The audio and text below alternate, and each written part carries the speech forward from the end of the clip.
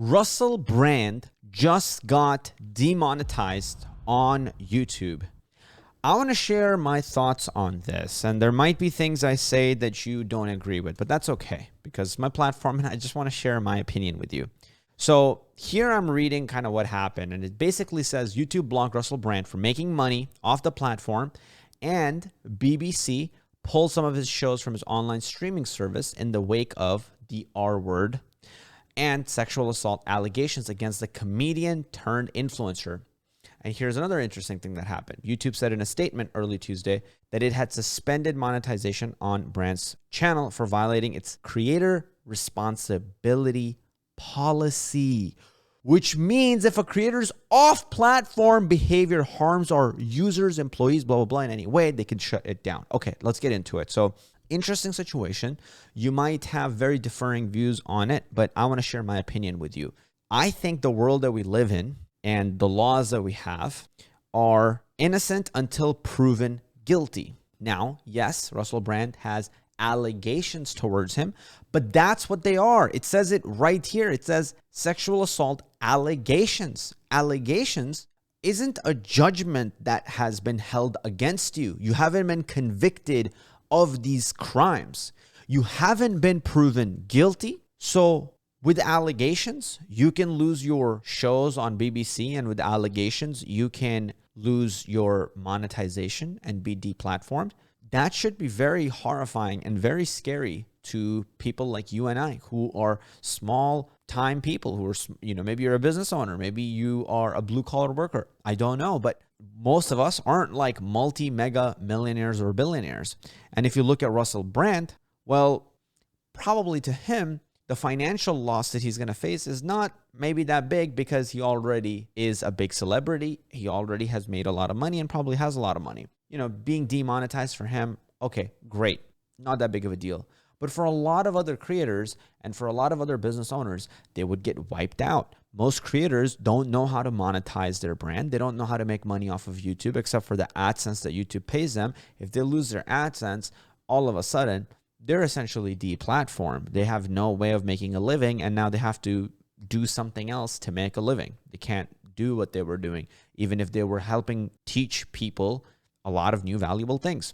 And so to me, I find this just overall incredibly scary and nerve-wracking that you could have allegations come out. And when did they come out, baby? These allegations came out since 2000 something? Well, now they're adding on. Do we know the year? 2003. So think about that. There are allegations that are being added on from 2003.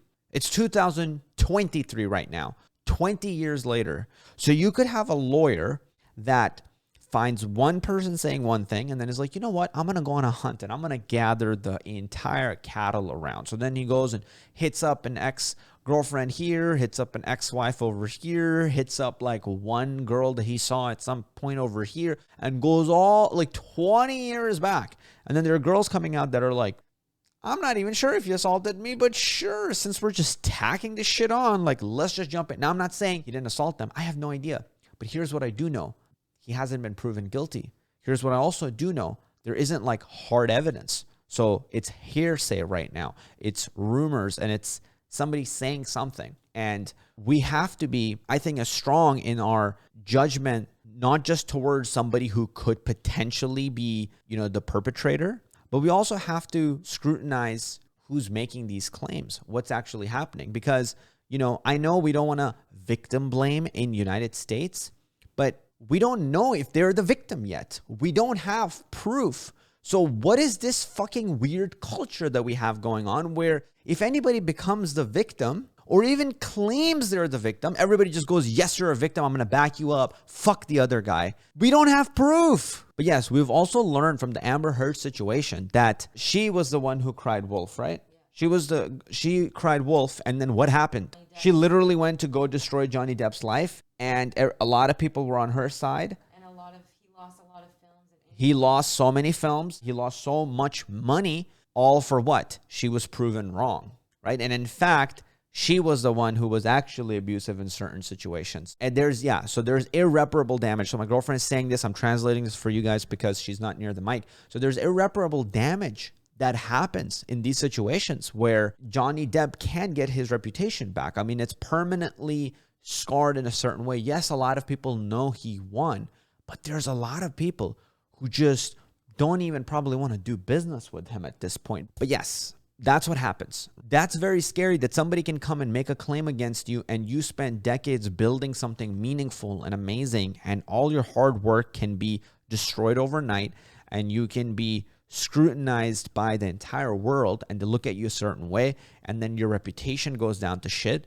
Doesn't make sense. To me, the only thing that makes sense is if we're going to scrutinize alleged perpetrator, then we have to scrutinize the alleged victims, because they are alleged victims at this point. They're not actual victims. So we have to find the truth. And until we know the truth, I don't think BBC should be pulling shows from Russel Brand. That's awful. You know, I'm sure there are other companies that are going to come out of the woodworks too to try to be like on the right side and, you know, cut him out. But I don't think they should be doing that, or YouTube making the judgment. Like, what? You're just a business. Like, focus on your business. You shouldn't be like, oh, I heard 3 people saying some bad stuff about you off platform, so we're going to like take you off of our platform or like demonetize you. I feel like that is so bizarre. I think YouTube just needs to be, hey, we are not part of that. And as long as you are in good standing on our platform, then you are monetized and everything is fine. Or maybe YouTube can be like, unless there's actual proof that you've done something and you're held guilty in court, then fine. Like, we will demonetize you at that point. But Otherwise, it's a witch hunt. yeah, otherwise it's a witch hunt. And so there needs to be like a due process, and you need to be innocent until proven guilty and not guilty until proven innocent. That is just ass backwards. So we need to really change this narrative that we have around this. I think people need to scrutinize and look for the truth and stop reading headlines, because I think at this point, if I had to tap into like an average person's brain, is just like they see a headline, Russel Brand, something with sexual assault, and they're just like, oh my God, he's like a perpetrator. He just does this for a living. And they just literally won't be able to think past that. And, you know, maybe most people are busy, and so they just read headlines and whatever. But again, it's alleged, and I don't think anything should happen until there's actual proof and there's a judgment in court. I think until then, companies should let him run his shows on their companies and be monetized. Cancel culture is toxic. Cancel culture is destroying a lot of countries, and it's destroying America. Like, I think it's one of the worst things that has ever happened. Yes, there were certain people that needed to be canceled because maybe they were inciting crazy hate speech and like causing wars. But I think now we've gone way overboard. And I think this is another one of those things that's like reverse racism, where one side feels like they had suffered so much racism that now the only possible solution is to do reverse racism. And it's like, fuck no. That's still fucking racism. Don't do that. That is awful. It's like if you were bullied, then you grow up and you start bullying back. That is still just as stupid. Like, don't do that. And so in this case, I think like where we go overboard and try to like course correct and be like, let's reverse bully, and then like let's support people who are reverse bullying. Like, I think that's where we go too far. So it's like, hey, let's just come into the middle, where party A shouldn't do racism, and then party B also shouldn't do reverse racism, and let's just be in the middle, okay? And I think that's what we should do here, which is like, yes, we went on before. Nobody was getting called out for sexual assaults and all kinds of crimes. But now we are going, I think, overboard with how much we're calling out and how much we're just blindly believing whatever is being said without actual valid proof. And so I think we just need to come back to the middle. You can hate the person. This happened with Andrew Tate. You can hate him as much as you want. He sounds like a douchebag. He's da-da-da. He's this and that.